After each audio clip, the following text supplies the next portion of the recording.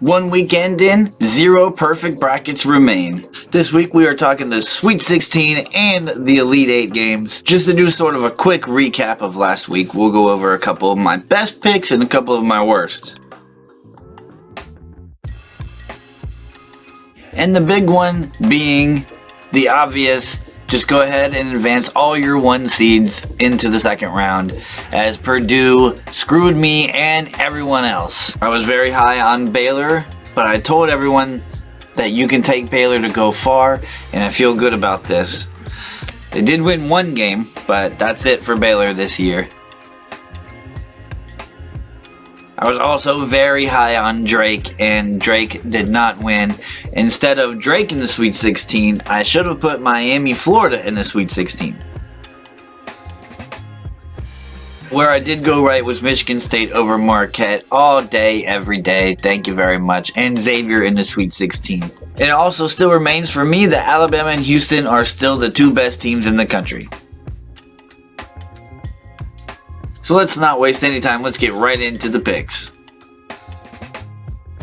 The first game of the Sweet 16 is my Michigan State Spartans as they take on 3 seed Kansas State. This is Thursday at 6:30 on TBS. Michigan State is favored by 2 points, and the whole starting 5 plus Malik Hall can burn you. Kansas State has more of a 2-man show, but their 1-2 punch is just as good as anyone's in the country. Keontae Johnson and Marquise Noel just did some amazing things. They impressed me very much against Kentucky.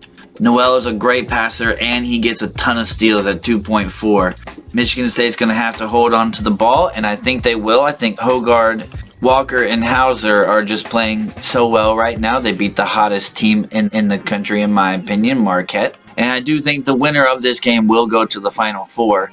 And I think Michigan State gets it done in a very close matchup. Next game in the East region is the number 9 seeded Florida Atlantic versus number 4 seeded Tennessee Volunteers. Tennessee is favored by 5.5. Florida Atlantic is 33-3, and they have proved me wrong so far. Well, they're going to have to do it again because I'm going with Tennessee. I say they win by 3. Tennessee has 4 players that gets 10 points or more. Now, Florida Atlantic does have 3, but I think Tennessee is just a little bit deeper, and that will get exposed in this game. That sets up a Tennessee versus Michigan State Elite 8, and I have Michigan State because Tennessee is going to play the exact way Michigan State wants them to play. I think Michigan State is just a more talented team, even though Tennessee is the better seed. And Michigan State has the 2 things that I say is most important. That's guard play and best coaching.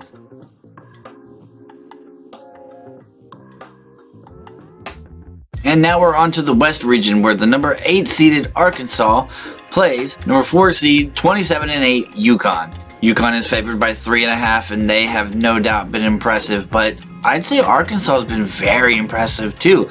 Obviously, they beat Kansas. Arkansas kind of slipped in and fooled everyone as an 8 seed, as 2 of their 10-plus scorers only played in 9 and 16 games respectively. And while UConn is pretty balanced at everything, they're good from the free throw line, they got good 3-point shooters, they have a go-to player in Sanogo, who I'm a big fan of. And the Big East overall has just been pretty impressive so far, but I'm going to take Arkansas in the upset to go to the Elite 8. Which then brings us to the late game on Thursday night. This is the number 3 seeded Gonzaga versus the number 2 seed UCLA. I think this matchup, along with Michigan State and Kansas State, are going to be the best games of the Sweet 16. I've been pretty torn on this. On my brackets, I went half and half. Half the time I took UCLA, half the time I took Gonzaga.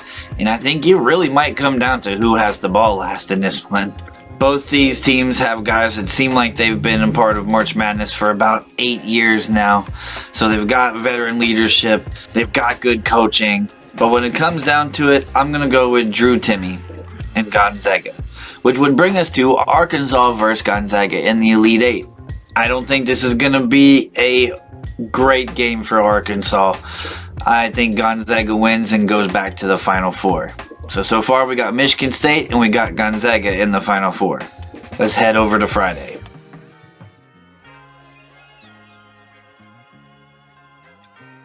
Alright, we are starting in the South region. The first game of Friday night. Number 5 seed San Diego State versus number 1 seed overall is Alabama. If this Alabama basketball team is going to be anything like their football team, it's a bad sign for the rest of the NCAA, for the rest of the teams in March Madness for the foreseeable future. Alabama is favored by 7.5 points. But I personally think that's a lot because San Diego State has defense and they slow you down. But at the same time, I understand why they're getting that many points. Alabama has been just as impressive as we thought they were going to be. Brandon Miller is a PTPer, as Dickie V would say. Great player.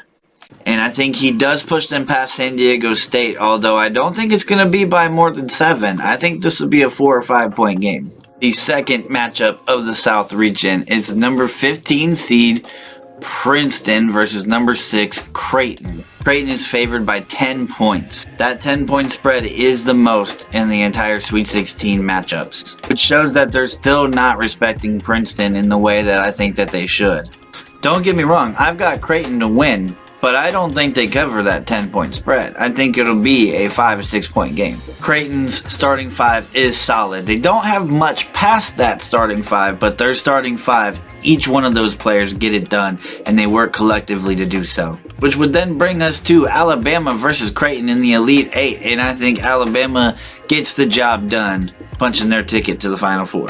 And Creighton will fight valiantly. Like I said, that starting 5 is very good, but Alabama is just too much.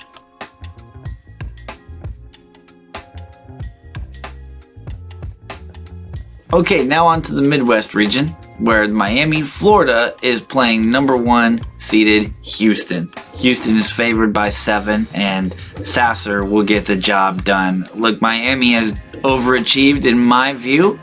Isaiah Wong has been incredible in the tournament and all season long. But I've said it before and I'll keep saying it, Houston is for real. They're the real deal. And this brings us to the last game of Friday night. This is number 3 seeded Xavier versus number 2 seeded Texas. Another matchup that I just cannot wait to watch. Texas is favored by 4, and I like Xavier here. They've got all 5 starters get 10 plus points per game, and 3 of them get 15 points or more. Whether it's Bum, Fremantle, Colby Jones, Jack Nungy, Adam Kunkel, any one of them can get it done.